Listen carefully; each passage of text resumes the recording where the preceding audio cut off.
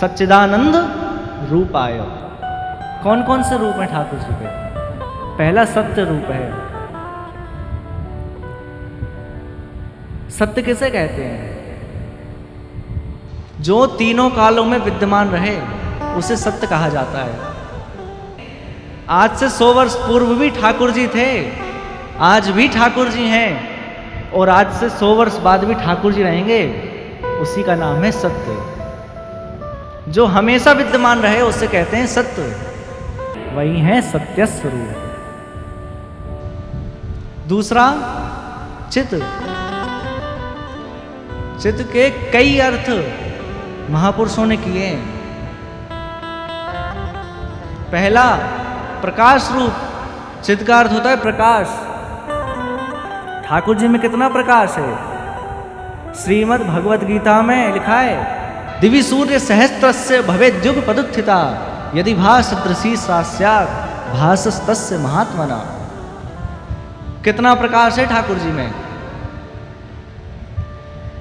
हजारों सूर्यों के समान हैं। हजारों सूर्यों के प्रकाश को मिलाकर जितना प्रकाश होता है ना, उतना ठाकुर जी में है। प्रकाश के जो समुद्र हैं उनको प्रकाश कहीं से लेना नहीं पड़ता।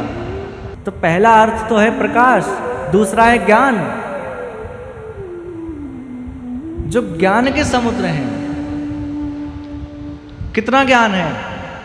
श्रीमद् भागवत के प्रथम श्लोक में कहते हैं ना, तेने ब्रह्म हृदय आदि कवये मुह्यन्ति यत् सूरया।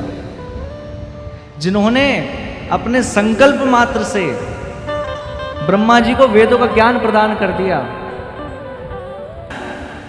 ठाकुर जी चैतन्य स्वरूप हैं।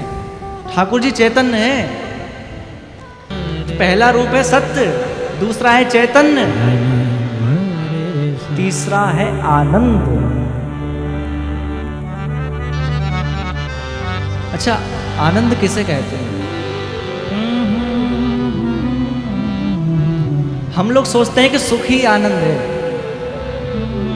परंतु सुख और आनंद ही अलग अलग वस्तु हैं। संसार से हमें जो कुछ प्राप्त हो रहा है वह है असुख।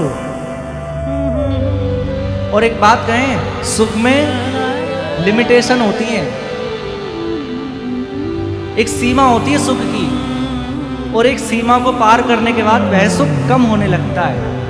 आनंद किसे कहते हैं? जिसको एक बार इस श्रीमद् भागवत का रस लग गया और वह जीवन पर्यंत इसको सुनेगा, कभी नहीं उबेगा, यही आनंद है। आप बताओ, कितनी सारी कथाएं आपने सबने सुन रखी हैं, परंतु कभी मन भरता है? नहीं भरता।